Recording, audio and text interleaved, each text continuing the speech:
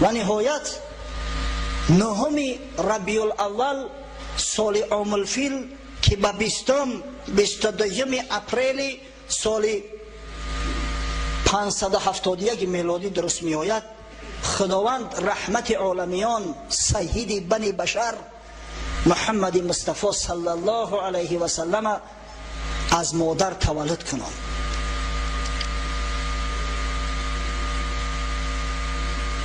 در بعضی تاریخ 12 هم آمده است، اما شیخ صفی الرحمن مبارک فوری در کتاب الرحیق المختوم که این کتاب جایزه اول گرفت در میان کتاب های سیره، نهم ربیع الاول ترجیح داده است. ما هم قول نهم ربیع الاول گرفتیم. در همین تاریخ پیغمبری بزرگوار ما حضرت رسول الله صلی الله علیه و سلم پا به عرصه هستی گذاشت، از مادر تولد شد.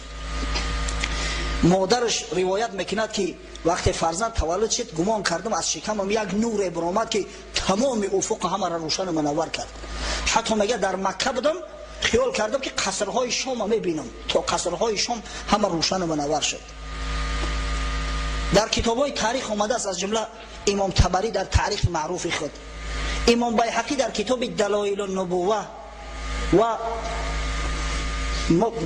مفسر و مؤرخ بزرگ ابن کثیر در تاریخ البدایه و النهایه روایت میکنند که وقتی که پیغمبر خدا صلی الله علیه و سلم تولد شد، از ایوان زیبای کسرا 14 کنگره شکست اومد در زمین خورد. آتش آذرگشسپ افتخار زردشتی ها خاموش شد. یک حوض بود به نام حوض ساوا، بحیره ساوا گفته می شود، که در اطرافش کنشت ها و آتشکده های زردشتی ها بود، خانه اشراف ها بود. آبش خشک شد و تمام همون کنشت ها آیسته آیسته همه خرابزار شدن، به آدم موندن، دیگه ترک شد در جای عبادت.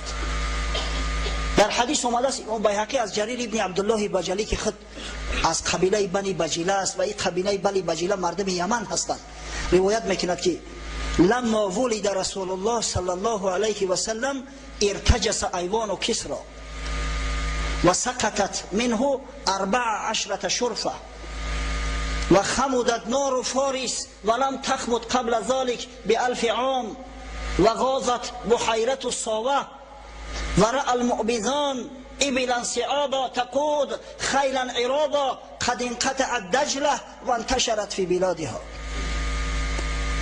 یعنی که وقتی که پیغمبر خدا صلی الله علیه و سلم تولد شد، میگوید جریر ابن عبدالله بجلی 14 کنگره قصر کسرای اول نوشیروان در زمین زد و آتش آذرگشسپ که 1000 سال پادشاه های عجم نگذاشته بودند همون را خاموش شود، خاموش شد و حوض ساوه خشک گشت و معبد معبدان سردار زردشتی ها خواب میبیند که یک قشون بزرگ پیش یک شتری قویال از قفا اسبهای جنگی دریای دجله را گذاشتند، در ملک فارس منتشر شدند.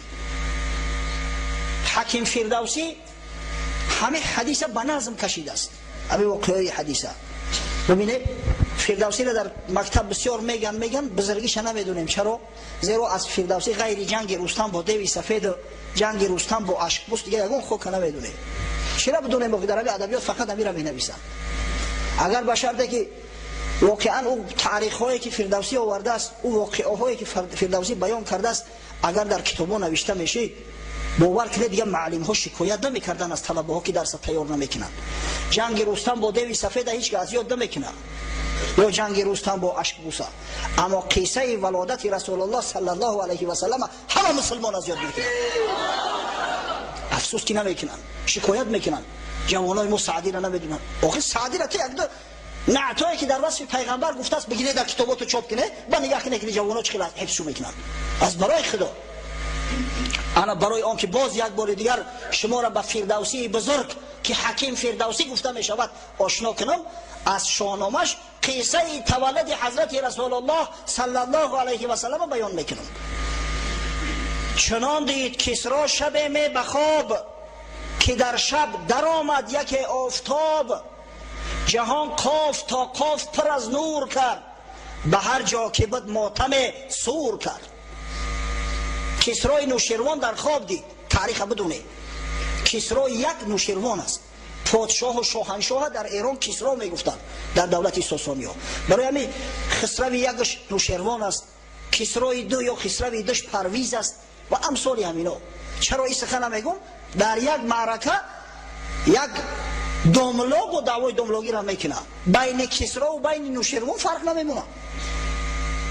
وقتی میگن که همون حدیثی در زمان نوشیروان تولد شدن پیغمبر، حدیث مقصد عادل بدن نوشیروان حدیث موضوع است، میگه پیغمبر در زمان نوشیروان تولد نشده است، در زمان کسرا تولد شده است. ای خونت پلی گندم، خدا جان تماس کنه، آخی نمیدونی دم تبگی پیسته بی مغز اگر لب وا کند رسوا شود. آخه همون نوشیروان کسرا یک گای ترا چی و در معرکه عالمه و دانشمندا زبان کشودن چی؟ یک پند زیمم حضرت زبونیسا میگه آور برون ز گوشت این پنبه های غفلت، در درس نکته سنجان در کام کش زبان را. وقتی دیدی عالمای بزرگ هستن بهترش خاموش بیست گوش کن، خطا شرمنده نکن. برای همین بدونه همون کسرایی که در اینجا سخن میره همون نوشیروان است، نوشیروان عادلی که میگم. کسرا یک است، پادشاه ایران که 47-48 سال پادشاهی کردگیه.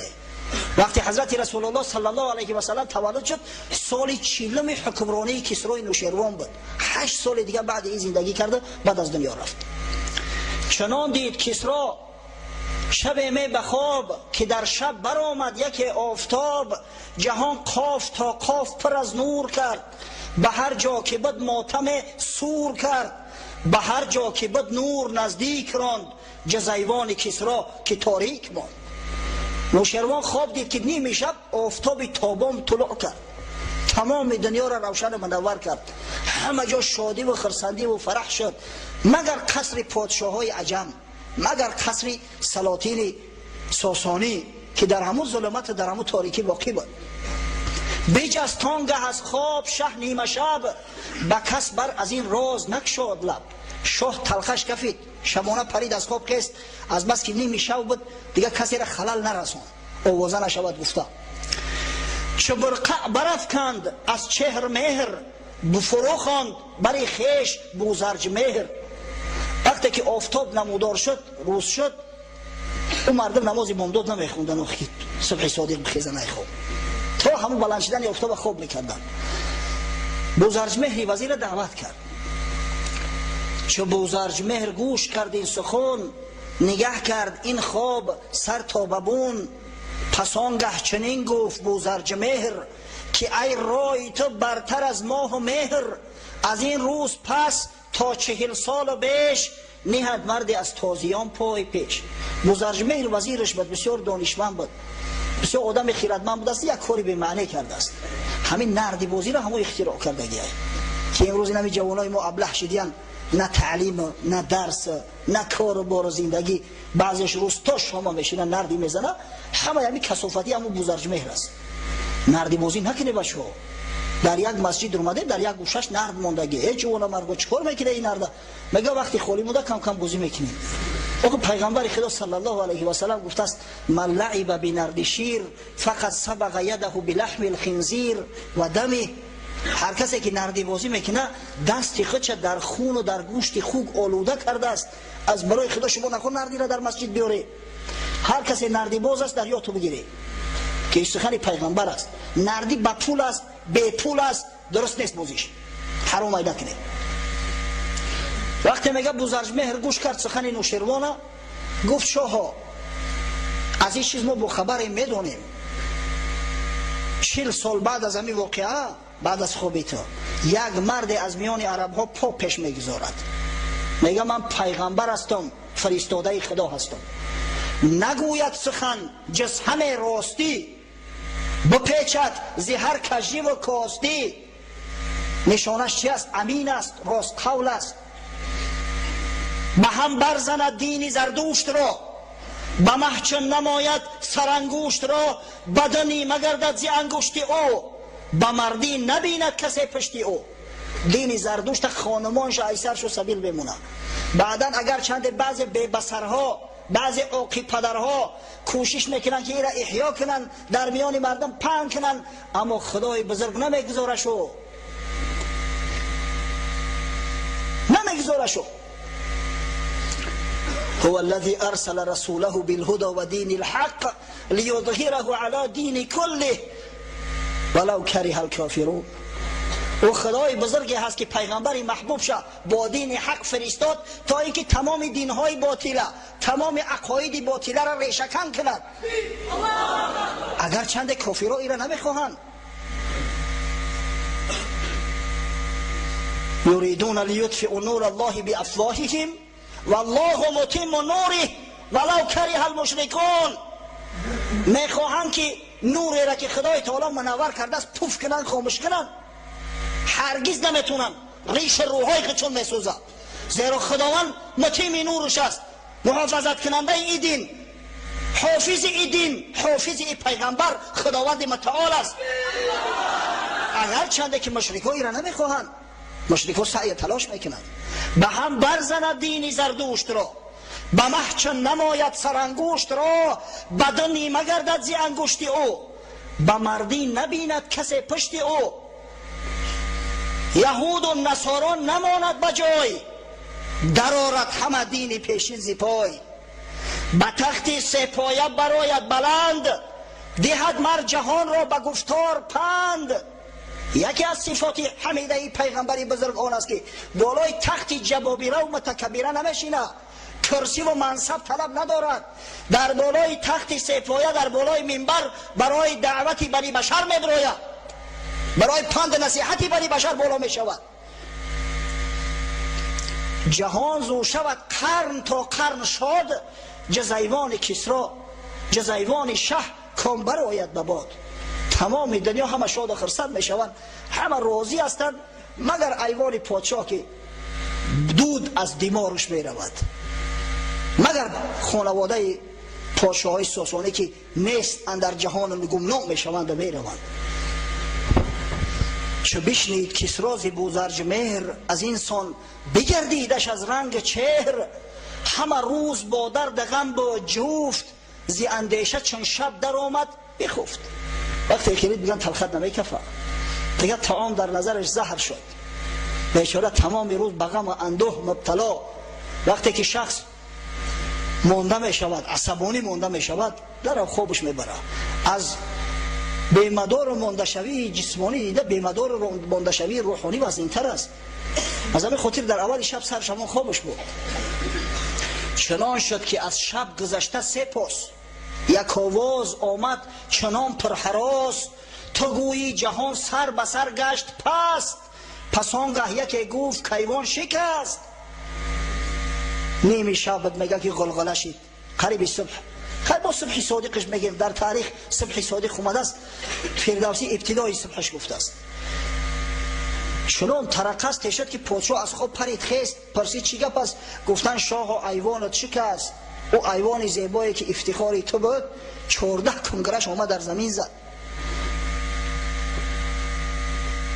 و بوزرج مهران گه آواز کرد، زیتاق شکسته گپ آغاز کرد.